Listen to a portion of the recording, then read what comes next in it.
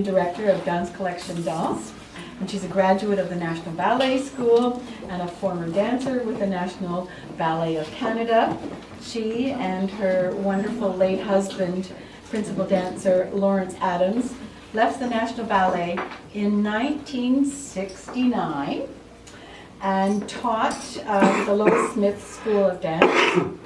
And here they gathered 15 other students to create the performance company, 15 dancers, and subsequently 15 Dance Laboratorium, which were amazing, just amazing.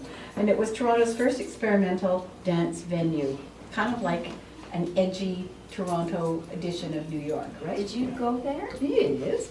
In 1974, they created Visis Foundation, established to videotape dance activity in Canada, and later the Arts Television Centre, which produced an arts cable television show called Nightlights, and taught artists how to use video to record their work. They were always cutting edge. The two of them, they were always just one step ahead of what was going on in the world. We all kind of later on went, "Duh, okay."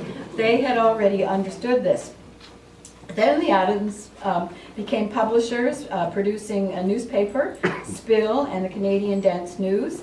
And in 1983, and again I remember this very distinctly, they initiated Encore, which was a reconstruction project designed to rescue Canadian choreographic works created in the 1940s and the 1950s. Again, incredibly innovative.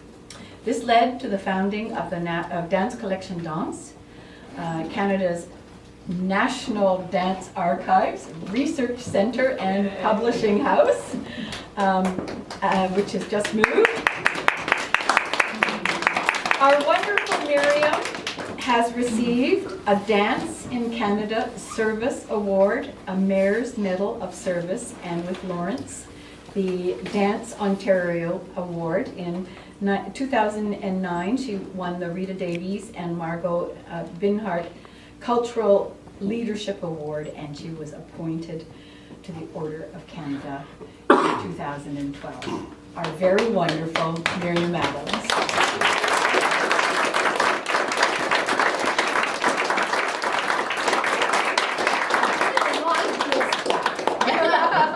It's funny because you just said everything. I've got notes because I always need speaking notes because they say you've got 3 minutes, Miriam. And if I don't put it in notes, I'll talk too much.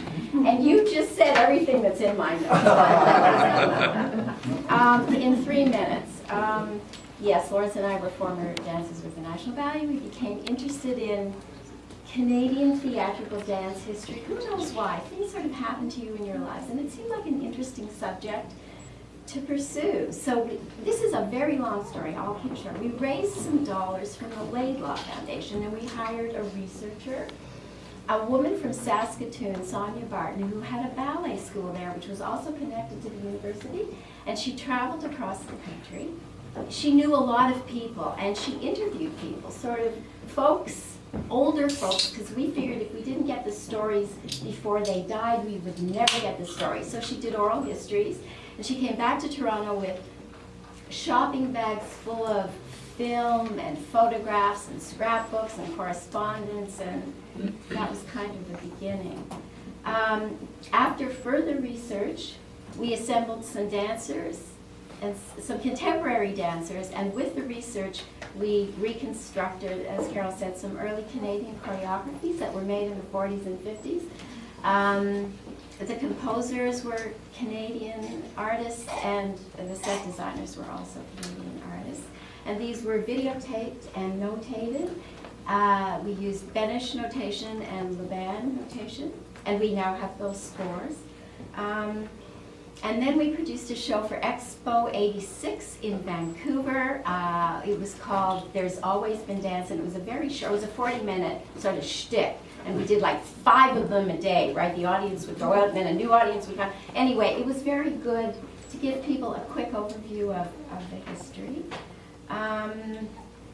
We initiated a newsletter at that time so that we could fill folks in on the discoveries we were making, because we kept finding things.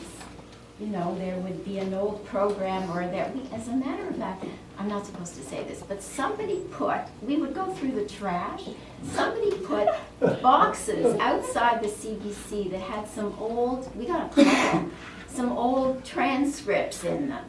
And so we snuck down in the middle of the night, and they were going to go in the garbage anyway. So for many years it was a rescue mission, warning people not to throw things away. That's what we said, don't throw it away, we'll take it. And so the collection grew.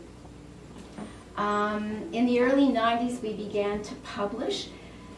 We encouraged journalists and scholars and emerging writers to make books and magazine articles, and so we've is Susan McPherson here? Where's Susan McPherson? Yes. Susan McPherson was the editor of our dance dictionary and our encyclopedia, which was bilingual. But we've also, thank you very much, Susan, you did a great job, meticulous work.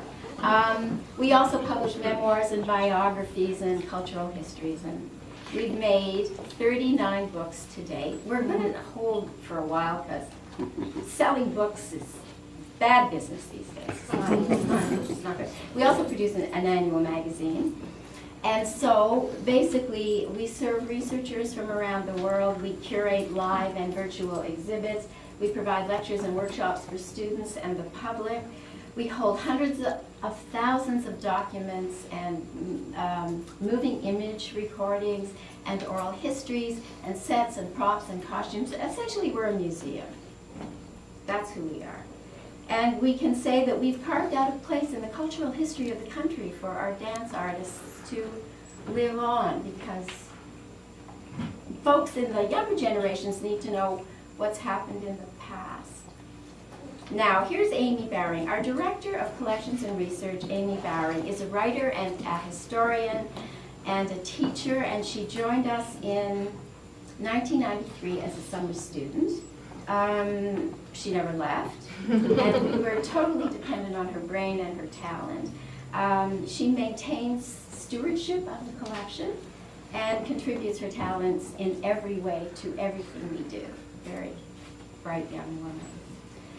And so, after 27 years of working out of my home, Dance Collection Dance finally moved to Church Street. We got a space on the 3rd floor of a building there. And thanks to George Restai, who identified the fact that the building was built in 1890. Yes, it was 1890. We were going to put a little history up on the wall. Anyway, we found a space with exposed brick walls like my old house had. And we moved in, and we've got offices for people, and there's room, and we have a little gallery where we can have exhibits and do lectures and invite the public, and so we can be more public with our work. We want to be essentially more well-known than we are. There are folks in the dance community who still don't know we exist because we're kind of quiet about our work. So we want this built. This is the best. This home was built in 1858, and the Canadian Lesbian and Gay Archives have done a beautiful job of it, and it's a joy to be here. So if we could find one of these, which thanks to Kyle Ray only cost $1, we'll take it.